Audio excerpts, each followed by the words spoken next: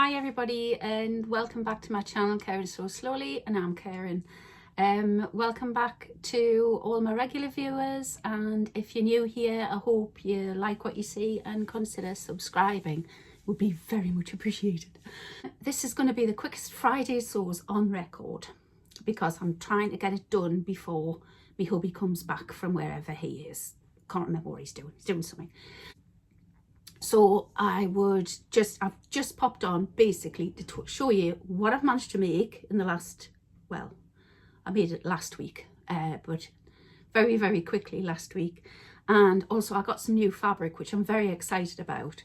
And so I just wanted to show you those really, just so that I wasn't leaving you hanging for another week. So it is a Friday sews because it was ready for Friday, but I couldn't be bothered yesterday, and it is Saturday today, so it's a Friday sews on a Saturday on a weekend. So the first things first is I made another Astra dress, and I made it out of that lovely stretch velvet that I got from Pound Fabrics. And I saw Alison, who was going to make the, oh Lord, shut up! Sorry about that. I might just shut the door. Anyway, Alison from Sew Like Dotty bought this material to do a collaboration with Tamlyn from Sewn on the Tyne to make the Sew Over It dress. And I can't remember what it's called again, but it's the one with the knot in the middle. And she got this material for her dress, and Tamlyn picked a completely different material for hers. And you can see their vlogs. But as soon as I saw this colour, Alison showed this colour that she'd bought to make that dress, I thought I have to have it. So I immediately ordered 4 meters of it.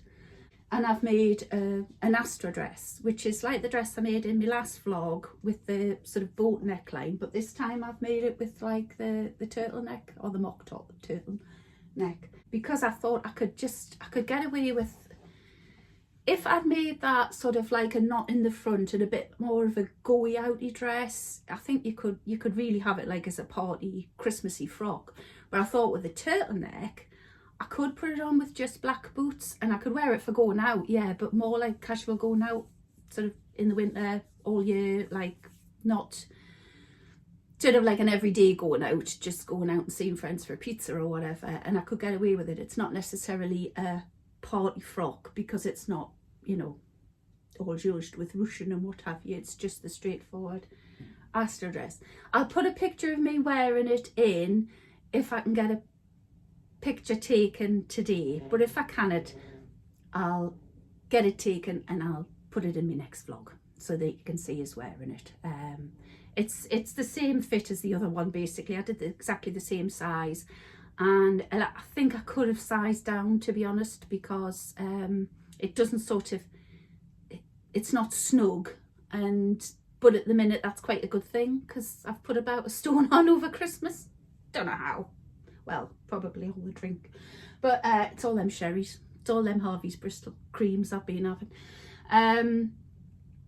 So yeah, I was watching somebody called Viv Mom Sews on YouTube, and fabulous seamstress again. She makes about 8 to 12 items a month and puts a vlog on and shows you everything that she's made. And she said it's amazing what inactivity and chocolate can do for you, and yeah, I quite agree. She was cock-a-hoop because she said, I'm now officially fat and I can fit into my jeans. She's like that. But anyway, so it is a good fit, but I think I could have sized down, but like I say at the minute, yeah, it's probably the right size at the minute. So I'm dead chuffed with that. I love that colour, I love that material, and I added did I add a couple of inches on this? I think I added again. I did the couple of inches extra on the length so that it is a bit longer than, I certainly I don't like things knee length. I like to hide as much of my leg as possible, but I just thought, yeah, I could still wear that for going out now. It doesn't have to be a Christmas fabric, is what I'm trying to say. So that was the first thing, and the other thing is the new fabric I've bought. Now I saw this on Becky, who What Beck Sews, she was wearing a dress. Can't remember the name of the Tarka dress.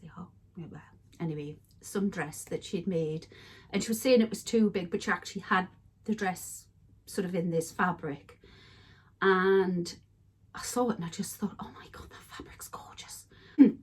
But then one night last week I had a bad night's sleep and I watched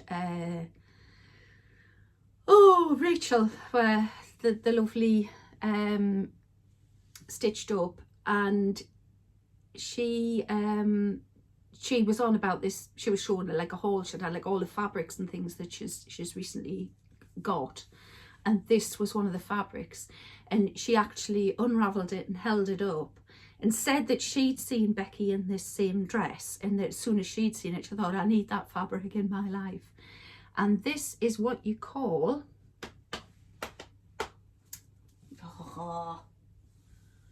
what is it called? I'll have to put it in. I'll see what it is called. And it's a viscose jersey. Well, whatever. But yeah, I saw it and I thought, yeah, I'm going straight on. And I literally stopped. I was watching her on the telly. I stopped what I was doing. I went and put the computer on, went straight into internet. But when she held this fabric up and she said what sort of fabric it was, I went, oh, that's what that fabric is. Because you see it everywhere, and I'm rubbish with what fabrics are what. So somebody might say cotton poplin, they might say cotton lawn. That just doesn't mean anything to me. I have to actually see it and think it and feel it and say, right, that's a cotton lawn, that's a poplin, I understand that. And then I forget. Forget what a lawn is, a poplin, a blah, blah, blah. Unless somebody actually says this is a really drapey fabric or this is a jersey stretch fabric, I'm useless. So when Rachel actually held it up, apart from it being a beautiful, beautiful fabric, you could see it had a sheen on it, and you could see, she showed the back of it, and she showed like, and I think she's planning on making the Nomi dress from Sew Over It. And I have actually the same pattern as the one that Rachel showed. And I would like to make the same dress in it, but I just think this is going to be too heavy because it's a ton weight. So I got 4 meters of it, and that's it there. And isn't that just gorgeous?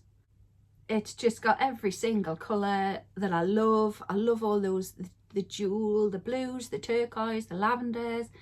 I love all those colours. It's just gorgeous. Absolutely gorgeous, and I can't wait to sew something up with it.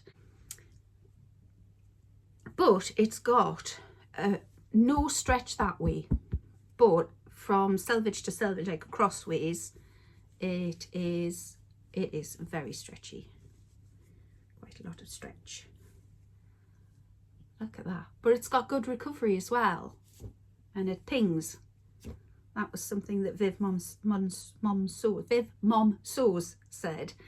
If it's a good stretch, oh now watch this, a bengaline, she called it a bengaline or a bengaline fabric.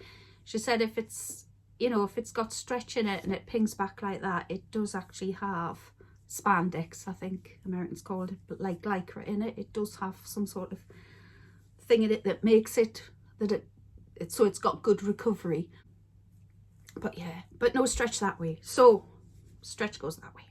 And I did think about, like I say, making the Nomi dress. But then when I was watching Viv Mom Sews, she did a pattern, and I think it was 6992 Simplicity, and it was a top and skirt, and it was just a straight sort of pencil skirt shape, and I think she put a split up the back of it, or the back of it, front of it or something. But she did it in a jersey fabric, and hers was more like a sort of mad paisley print, but very busy paisley print. And then she did a matching top with long sleeves, bit like just like a t-shirt type top, but it was a top and skirt pattern on Simplicity. She only sews the big four patterns, so it would definitely be a big four pattern that I'm talking about. I think it was 6992, I think it was. Anyway, went on to try and get that pattern, because this twin set that she'd done with the top and the skirt in the same fabric, which was very busy like this one, I thought that would look really nice, and I'd get more wear out of it because I would be able to wear the top with jeans. And I thought I've probably got enough, because I've got 4 meters, I've definitely got enough to do a top and a skirt.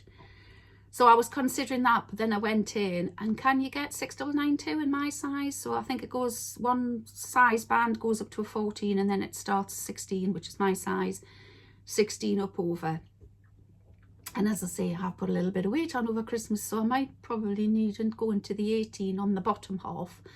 Probably not the top half, but definitely around my middle and my bottom half. I don't think this is anything that my 18-hour girdle's going to sort out. I think I really need to think about upsizing in the next few things I make.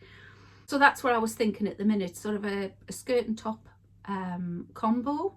The back of this material, which hopefully by now I've put the name of it in, that's the back. It's sort of back, but you can't see through it. I mean, I can if I hold it up to the light, but it's, you know, it's not, you can't see through that. So you're not going to need to line it, or you're not going to need to wear anything underneath it. And it is so flippin' soft and just, oh, it's just like water. It's just like slithery slathery. It's lovely and just so bonny. And that's my latest purchase, and I think it was £7.95 a metre. So really, really good price. I don't think you can fault pound fabrics at all for like some of the material you get from. Yeah, sometimes it's you get them and they are a little bit thin and a bit, you think, oh, that's not what I thought. It's all good, it's all good. And I had a sort of a brainwave the other day. I don't know if anybody remembers me showing you this, which was a jersey that I bought a few weeks before Christmas. It's a poppy fabric called Spring Flowers, and it is a jersey, but it doesn't have, it's got a lovely fleece back, gorgeous fleece back. It is quite thin, and it has a tiny bit of stretch. I would say less than 10% both ways. But I did think about, when I was lying in bed, couldn't sleep, I did think about making a hoodie.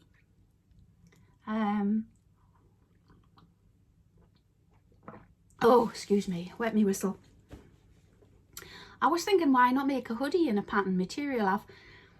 I've seen people make them on YouTube, some of the sewers, and I've got a hoodie pattern in the Tilly and the Buttons stretch book, I think, or one of the Tilly and the Buttons books. I don't intend buying a new pattern to make one. I'm going to try and not buy any more. Just this morning I was looking, and I had 40 quid's worth of stuff in my basket at one point, and I just thought, stop it now.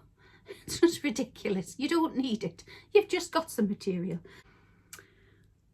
And yeah, so I thought about a hoodie and that. So if anybody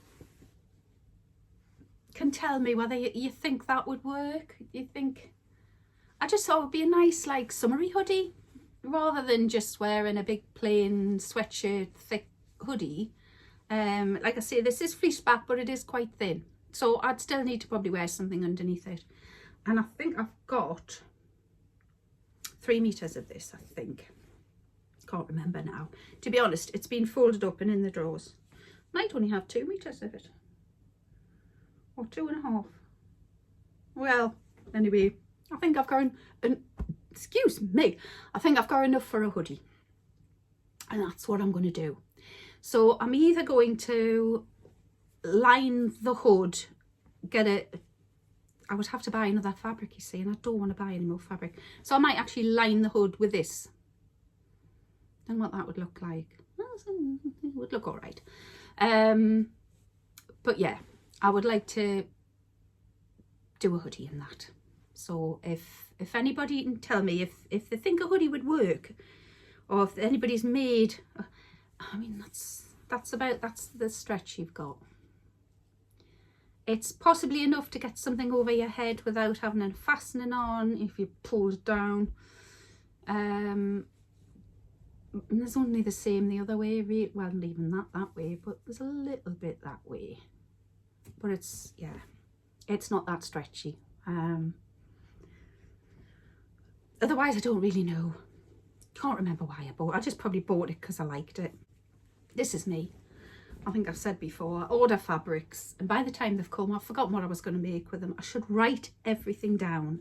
And when I sit and watch YouTubers during the night, I should sit with my notebook, and I can't subscribe to people's channels on my telly. It asks me to sign in and I can't be bothered with all that during the middle of the night when I'm watching them. So I should write them down. I should write the name of the channel and you know, what I've seen them thing. And I started doing that the other night. Put Viv Mom Sews down and I put this pattern number down. And then of course I couldn't find the pattern at all in my size. Yeah, so I'm going to start writing stuff down during the night because yeah, I forget. And then I think, what was that channel called? Who was it I was watching? And it can be months before the same thing crops up again on YouTube. You know what it's like. Sometimes you get something popping up that you say, oh, that's good. And I'm sure I've watched Viv Mom Sews before, but it was just the one thing that I watched her make out. I think September, October makes videos I watched, and she just kept coming out in all these outfits. Amazing that somebody has that much time to do that much sewing. I should have that much time. I'm retired. I keep saying this. I'm retired. I should have time. Basically, I cut that out one night, I stitched it the next night, and you literally, if I can sew it up in an hour, somebody like Rachel from Stitched Up, or Alison from Sew Like Dotty, or Tamlyn, or Ruan, or any of the girls who are on here, Becky from Beck Sews, they would get it done in 20 minutes. I'm sure they would. But yeah, that's just not me. I just can't do things. I find I am sewing quicker now. I'm using my foot pedal, so I'm not so much Karen sews slowly as Karen sews a bit faster. The foot pedal, since I started using the foot pedal, since I did that awful dress with the shearing, I've started using the foot pedal rather than the stop-start button on the front of my machine. And it was like a revelation because you can actually guide the material through when you're using two hands. It's great. You can actually steer it through so it doesn't go off kilter. So I am sewing slightly faster now, and what I've learned is if you sew faster with me, you just make more mistakes and you make them quicker. But then it does give you a bit more time to unpick them. Excuse me. That's about it for today. I'm going to leave it there. It's 20 minutes. I can see by my timer. I think that's long enough for you to listen to me prattling on.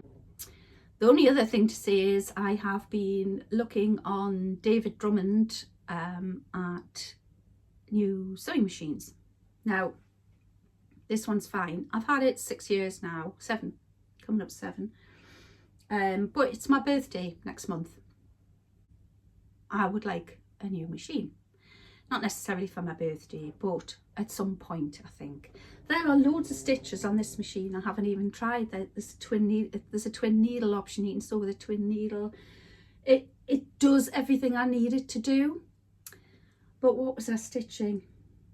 I put some pictures in of something that happened, and I don't know why that happened. And if anybody can tell me why, and what's going on. The spool seemed to come loose from the spool holder. There was a great big chunk of threads pulled through from underneath like through to where the needle was. Most bizarre thing, that's never ever happened to me before. Even on my old Janome machine that I had, that I sold. Don't know why that happened. Don't know if it was the wrong, maybe it's the bobbin wasn't like a different bobbin. I shouldn't have used that bobbin, or what. It just looked like one of the plastic ones that I usually I use on this machine. So yeah, it's never happened before. And there's a couple of things happened. I've been doing buttonholes on something, and it's very clunky, and I think probably I could just get it serviced and that might solve that one, but it does seem to make a heck of a lot of noise, more than it did. So I would like a new machine, and then this could be my machine to go for me sewing socials. That's the idea anyway, because that does have a hard plastic cover, so it's nice to take everywhere. But I'm going to have to be very careful because I would like a bit of a bigger machine with a bit of a bigger gap here. So if I started doing quilting again, or I saw anything like a coat, I mean, can't imagine I ever will, but then I might do in the future. So if I'm sewing something bigger, there has been times where I've really had to force the surplus material through this little gap, and it is only little on this machine. But like I say, there's loads of things I haven't used on that machine. I wouldn't get rid of it. I would still use it for sewing socials and bits and pieces. So I'm looking at new machines for my birthday for next week. So if anybody's got any suggestions, I think I'm probably leaning towards a faff machine. I don't necessarily want a quilting machine, but yeah, but I've only got this much space here. And I think some of the quilting machines, especially the faff ones, they have huge spaces there, but the machines themselves, plus if you get an extension table, I wouldn't get them on there. I'd have to go back downstairs to the kitchen, and I really don't want to do that. I'm quite happy up here. If I could just sort the nook and the knees off the drawers sort of bit. Anyway, I've prattled on again for another 3.5 minutes, and you really didn't need to know all of that. I'll leave it there, peeps, and thank you for watching, and I hope you've enjoyed what you've seen, and consider subscribing, and I'll hopefully catch you all before next week, and I might have the start of a hoodie. Okay, take care now, bye.